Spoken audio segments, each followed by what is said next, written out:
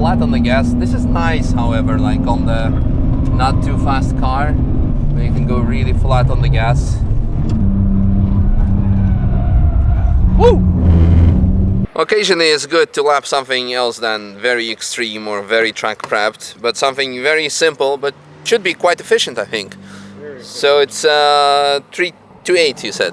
2003-28i. I'm the second owner. Interesting horn, but sure.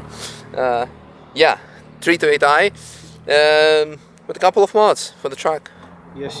So I've got intake exhaust on back from Super Sprint, header back exhaust, cat back, Dynan cold air intake, and intake manifold from 330i. Yeah.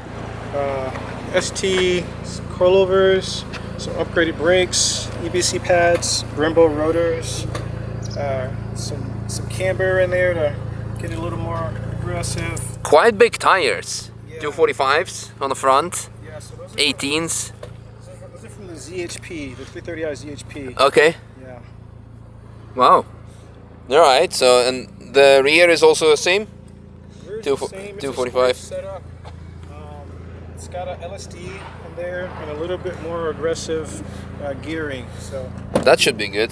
That should be nice. More torquey than normal. Oh, a different shifter.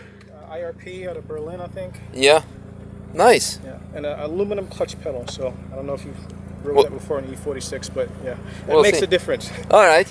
Well, I guess let's have a go and have a drive. Looking forward to it. Let's go. Mad respect for the car over there. I think it's a Fiesta. Anyway, today we are in a 328. Expectations. I have air conditioning, so my old self kind of likes it. The big wheels, I don't know, I might have trouble with that. But sitting position seems to be alright, so let's see. Flat on the gas.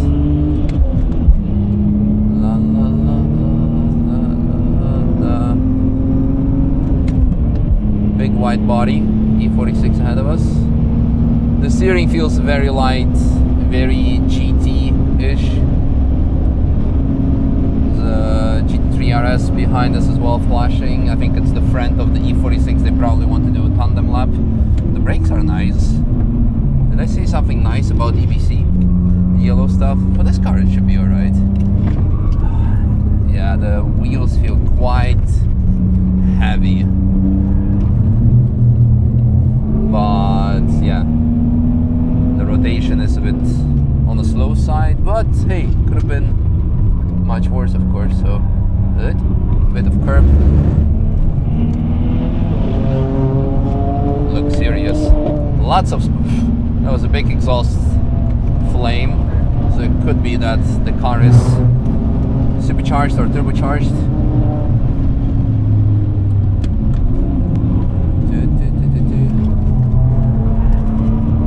Flat on the gas. This is nice, however, like on the not too fast car, where you can go really flat on the gas and just learn. Ah, there's the. Was it the Escort maybe? I don't think it's a Fiesta. What is it? No, the front looks like a. No, I think it's a. Man, my number 2 audience from the UK are gonna like really educate me now in the comments what this is. I think we found our equal. Look at that, this E90 ahead of us. This is really cool to have like just a nice momentum.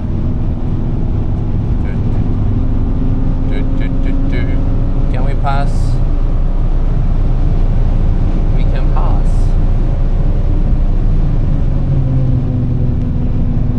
Woo-hoo-hoo.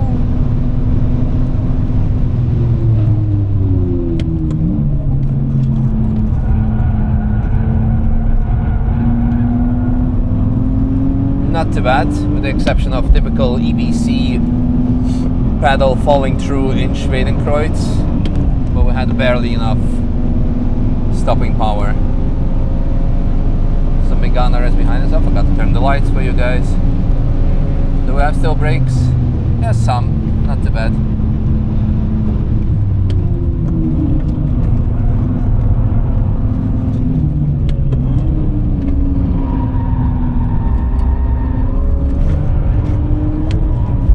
This is fifth.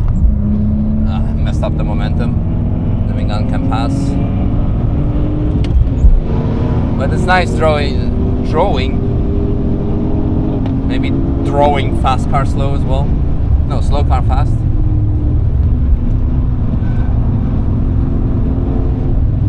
This is of course by definition not necessarily slow, but in comparison, not the most powerful car on track today. So quite interesting thing today when I went to Ristretto, to my coffee bar to get some coffee, I ran into a few fellas from Poland, and it was actually nice because they have... Oh, is he overheated? Is that the car? Or is it something else? I don't know. They organized for his friend, for his birthday. They said, if you're gonna lose 20 kilos, then we're gonna get you a trip to the Nürburgring, which he did, and which in return they did. Basically similar what I've done, so they were actually drawing similarities between my 20 kilo loss over the winter. So it was nice. But one of the topics that we had was like, hey, what would be like the cheap car to run the track, capable but also smart. And by smart, oh hi, 360 or 430, I think 360. By smart we mean like, okay, if something happens, how quick can I get the replacement part for? And not only how quick, but for how cheap. For example, like me with my Corvette now, I can get everything from the US. The problem is then, of course, we have shipping and we have also import taxes. So all the relatively affordable parts become much less affordable here in Europe. And of course also most of the stuff here is not even in stock or non-existent. So actually my whole Corvette so far has been built and modified by parts from US suppliers, which also makes sense, which is also great. Thumbs up to the up, it's very cool. But yeah, back to the topic. And then they said, is it really BMW? And I said, well, I think it is, because if you want rear-wheel drive with a good support, touch of the grass here. Oh, yellow flag, how convenient. If you want something like this, which is capable, not too expensive to run, to maintain, to crash and repair, then BMW is the answer. I think one of the follow-up questions was like, okay, why don't you have one? Like, well, because everyone has one. And I want to have something else. That's how I ended up with the Corvette. Everyone has it in the US, but not at the Nürburgring. And a lot of people actually from US, my number one audience. I have so many like cool DMs and emails from Corvette owners, from people who admire those cars, saying like, I always wanted to know what my car or what C6 could do on the ring. Oh no, a bumblebee, actually, speaking of the devil. And I live my dreams through your videos. So yeah, we have lots of cool things coming up and ideas. Oh no, I apologize for overtaking under yellow. I didn't know that there was another yellow. I did not see that because, well, let's see if they're gonna ban me now. Usually, if you go overtake under yellow, you get banned. Rightfully so. The problem in public session, if there's a yellow flag, there is no green flag. And because of that, a GT4 RS could be a nice project car. Not necessarily to go full Matt Armstrong, but I am thinking of a Porsche project car, actually two of them. So maybe next year you're gonna have 1.5 project car from Porsche brand from me. 1.5 because one will be like quite built. The second one will have to wait a bit. Very fast M2.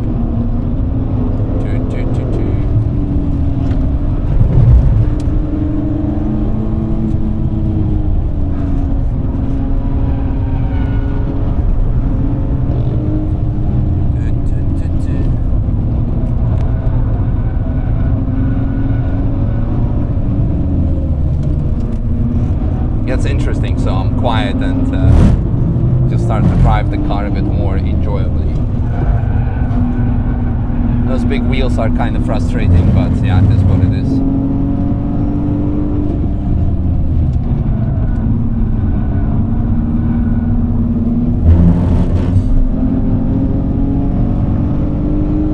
Thank you. Gotta watch out for this one, because he's not gonna indicate for a slow car. He's gonna be cautious with overtaking. Oh! He did, but he also turned in at the same time. So I read the traffic 50-50, I would say, but on the safe side, so that's good. So one's indicating but moving out slightly. I don't know what this one is doing. What plate is that? Estonia. EST. Established in 750.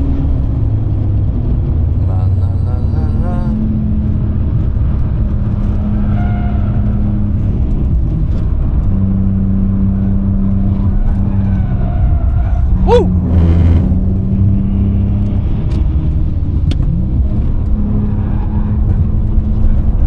Ah, nice dancing.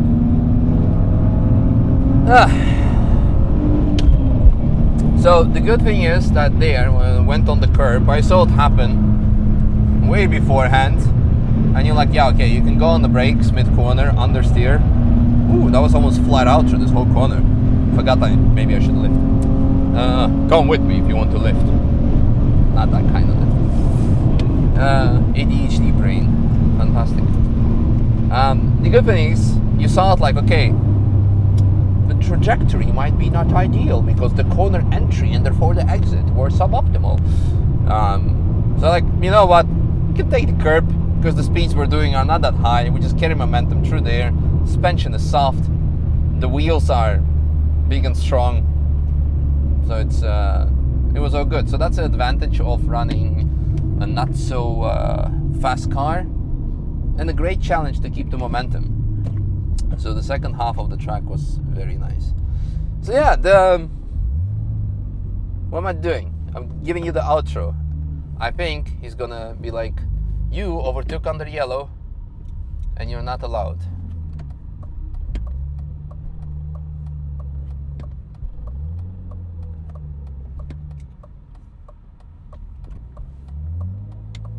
That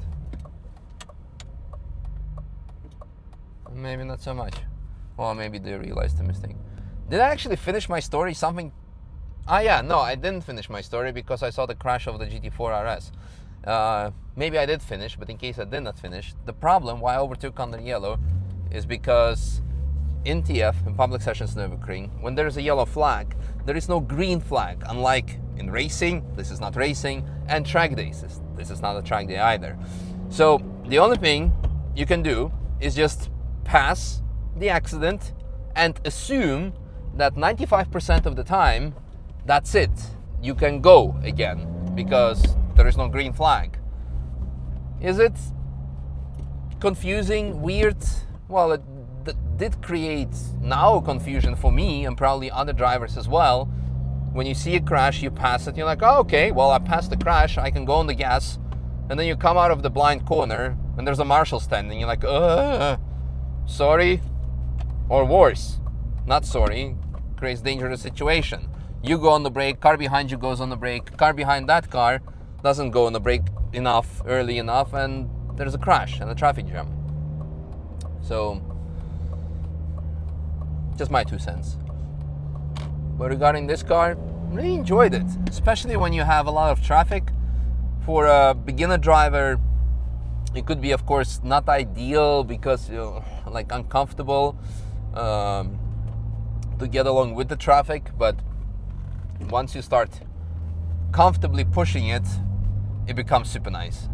Like the only point of frustration, then again, once you lose the momentum because of whatever reason, traffic, yellows or whatever, it becomes quite challenging to pick it up again. What do we have here? We have M5. Nothing too spectacular. We have Aston Martin DBX. That's mostly it. And we have a Grello camper. Alright. That's all I have to share with you guys for today. So thanks for watching. Will I be able to do one more lap today? Yes. Should be till 7:30, so I have 30 more minutes. I can do the Civic EP3 that you will see parked now in a bit, and then I can have an evening off. And I will today post a video with 765 LT, the first one, so you can guess when it was filmed. Alright, so I'm gonna do this here. See you, bye bye.